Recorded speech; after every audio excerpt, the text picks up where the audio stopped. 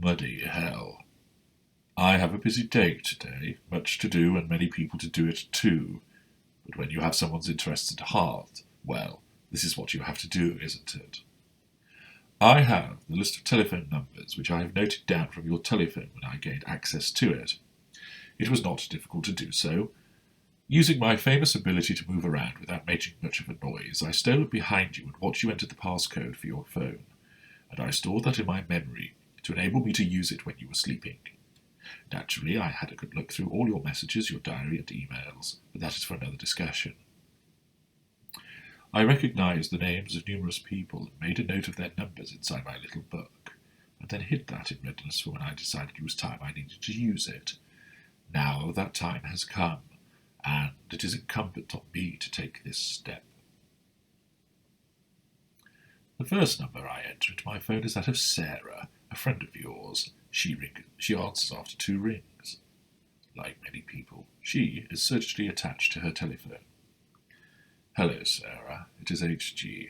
Listen, I just wanted to let you know, since you are such a good friend of hers, that Gemma is, well, I think the easiest way to describe it is that she is not well. Not well at all. What do I mean? She has been acting rather strangely. The slightest thing seems to either have her shouting or crying. At first, I wondered if it was just, women's things, but it's been going on for months now. You had no idea? No, I know. I have not said anything before because, well, I was hoping I could help her deal with it. But it is beyond even me. I'm going to get her some help. I tried to talk to her about it, but she just clams up on me, gives me silence, and then, a little later, accuses me of not caring. I don't think she's sleeping properly either, and it takes me an age to get her to eat. Should you come round? No, thank you. That is kind of you, but I don't want her to do anything which might upset you. She's very erratic in her behaviour, but it is something more than just mood swings. I'm going to get her the proper help, but I'm just forewarning you that if she contacts you, just be aware that she is not herself. She's been saying things about people, me included, which are not very nice. And I don't want this period of illness to affect her relationship with her friends. You know how some people can be overly sensitive to what someone says and they miss the point when they are unwell? Yes, that's right. Yes, I think it would be a good idea if you just give her some space. Yes, absolutely.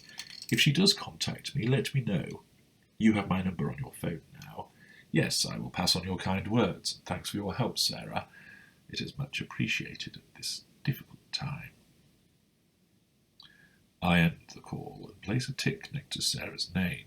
She was most understanding and fully appreciates the need for space in order to allow you to get better. Now, who's next? Yes. Another of your friends, Helen. I call Helen and I explain the situation almost word for word, as I did with Sarah. She asks more details about what is wrong, and I reluctantly tell her about the violence and the lying. She is shocked, I can tell, and she spends some time searching for an amateur diagnosis as to what it might be. I listen as she drones on, checking my watch and noting I have other names to get to too. Eventually, I am able to conclude the call and place another tick. I continue working my way through a list of friends, the ticks adding up. Next is John, your fitness instructor. Hello, John. This is HG, Gemma's partner. We haven't met. Look, John, difficult call to make, but Gemma isn't well at present. It's pretty serious. Yes, thank you. It is a difficult time, but I am doing the best that I can for her. It's unclear at present what it is. I'm organising for a doctor to come and see her today, but it is making her very difficult to be around. She may be suffering from some kind of breakdown brought on by exhaustion. Yes, it is a worry. I know you would not have thought it to look at her outside of our house, but I think this has been brewing for some time, you know.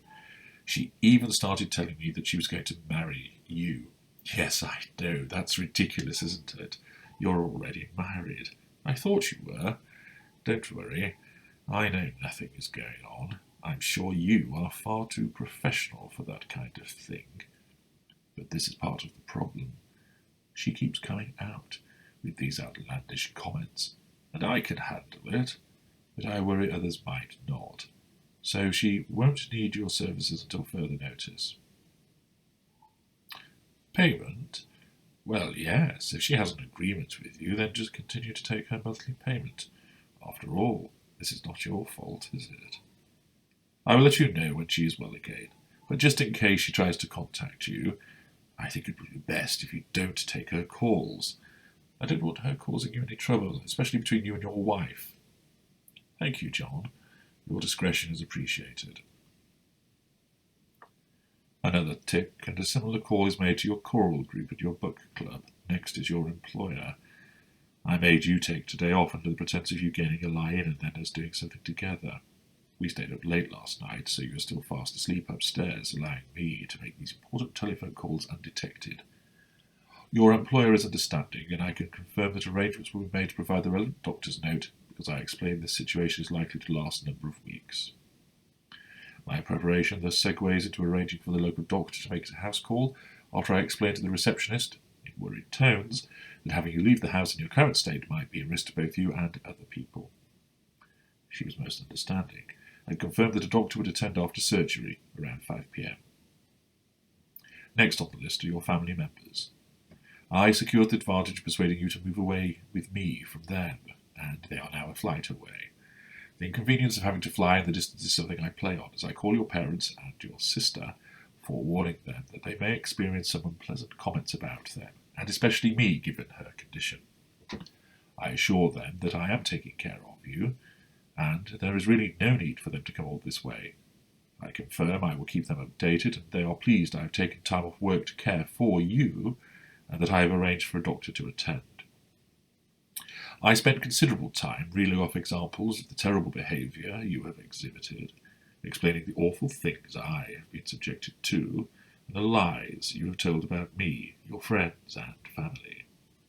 I explained that I can deal with it, but I just feel so sorry for your parents and your sister having to hear such things, and in order to prevent it happening again, the best thing is to contact me and not you, and to keep you at arm's length. I explain I understand that it is hard, but it will be the best outcome for all concerned if you are prevented from lashing out and hurting people. My explanations and good intentions are accepted, and thanks is offered for my understanding and support. The final tick is placed on the list, and I place both phone and pen down. I then decide that I really should go and wash my hands now, after smearing all that